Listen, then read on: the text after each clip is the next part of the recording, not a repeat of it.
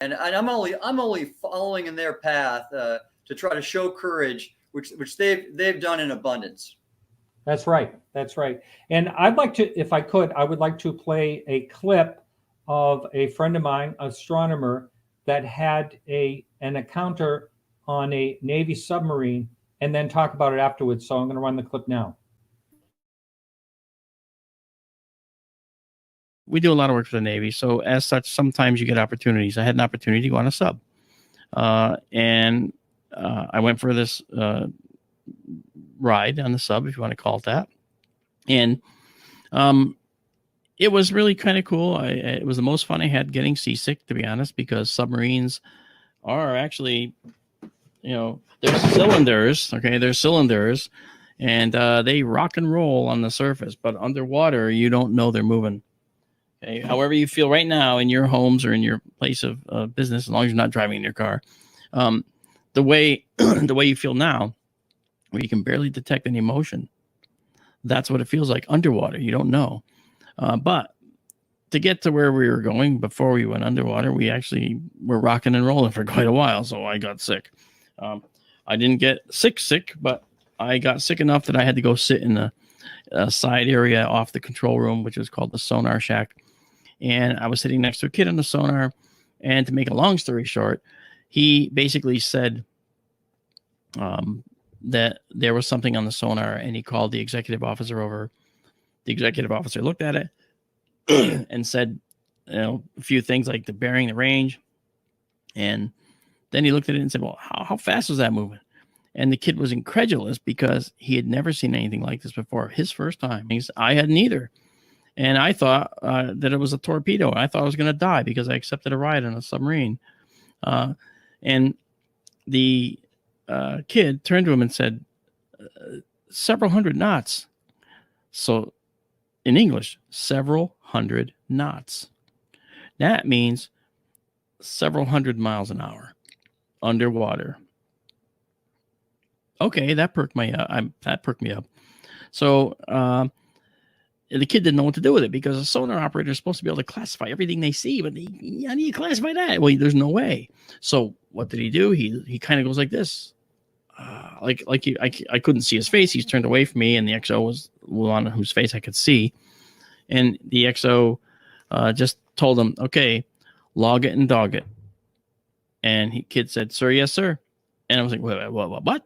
And I got up and went over to the XO, and I said, XO, is there anything I can help you with in this? He looks at me and he goes, Mr. D'Antonio, yeah? I go, yeah. He says, you having a good trip so far? Yes, sir, I am. He goes, let's keep it that way. And that was that. Not to be mentioned ever again. But several years later, I had to do a job for the Joint Chiefs.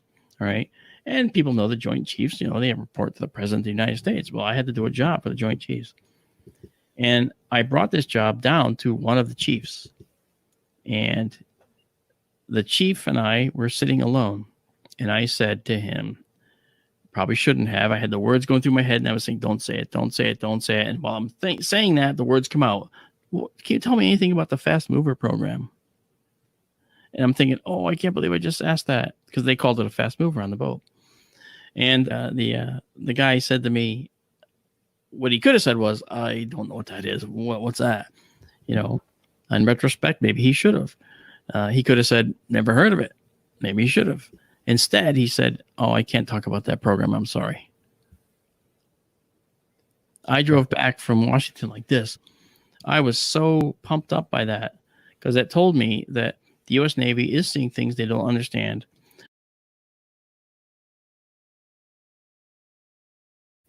Anyway, thank you for taking the time to watch that. And your thoughts on that? I have a few there, Martin. First off, he's very credible in his account, because submarines do move when they're surfaced and in ways he described. And him getting seasick, if he were fabricating it, I think that's a detail that would have been he would have left out. And there's some authenticity in his encounter. I've ridden on 3 subs, and so there's that there really hit it off that this is a real occurrence in terms of him being on a sub. The second part about this USO piece, that is something, I'll be honest, I'll never discuss classified information now that I'm out of the Navy. But I don't, I've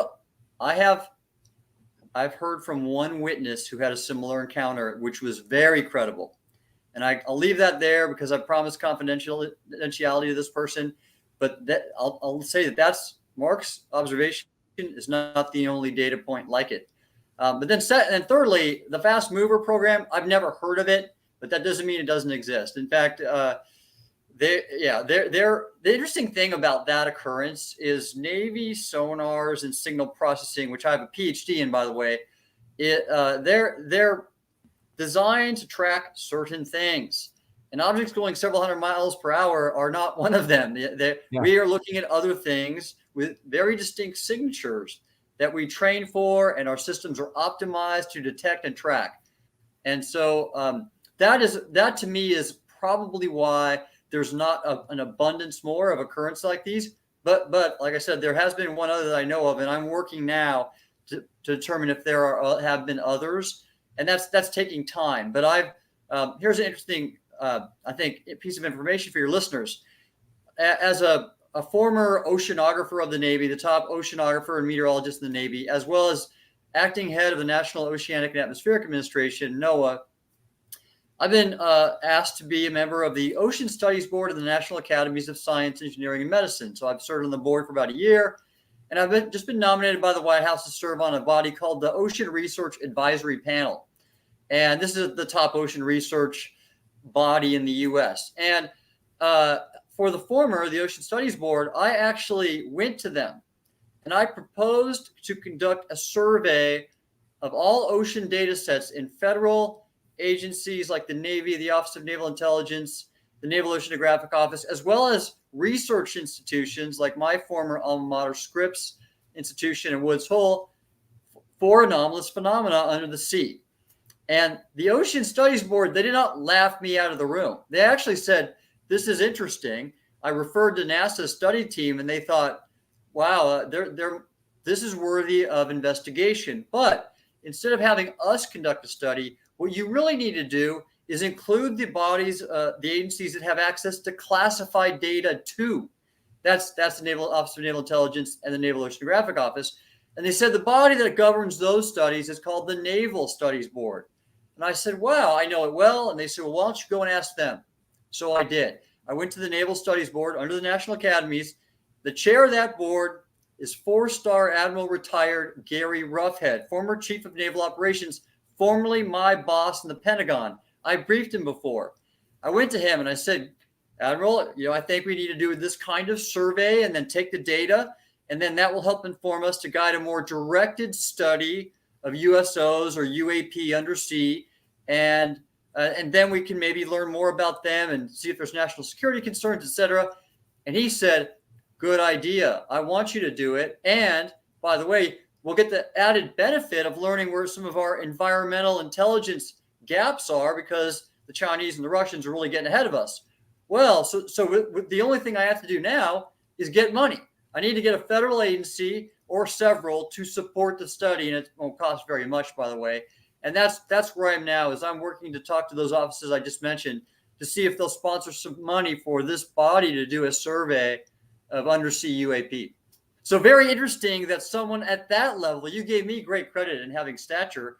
This is the former head of the U.S. Navy, and he's accepted that this is an area worth studying. Right. And, there's such a small part of the ocean that we have explored. And, it's the water is 73% of our planet, people have said to me, in the past, why on earth would they go under the ocean? And I don't have the answer to that. But what it does seem is that they seem to, like Lou Elizondo has mentioned, they seem to go between media without any problems, like sometimes not even a splash when they go into the ocean, and then high speed in the ocean, which is, that's not the only case I've heard about. But I mean, I don't know these things. I don't have any, data on it that I can say is certain. But still, there's all kinds of things that happen with the UAP, and I'm talking about no sound, breaking sound barrier boom, when they all of a sudden shoot off at several thousand miles an hour. And there's so many things that they defy.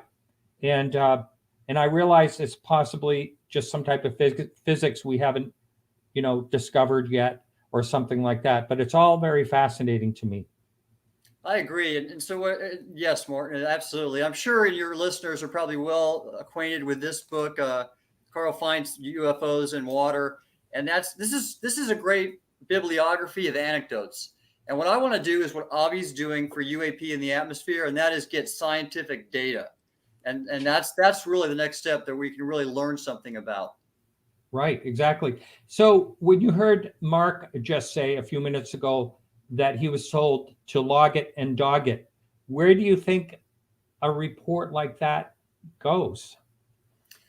Right. Well, let's see. There are several places data like that goes, and one might be I'm not totally familiar with all the data dissemination for submarines, but the commander of undersea surveillance is the operator of those undersea surveillance networks, the SOSUS arrays, and they might possibly be one source. There's also a number of universities that do undersea warfare engineering and research, including Penn State University and Johns Hopkins.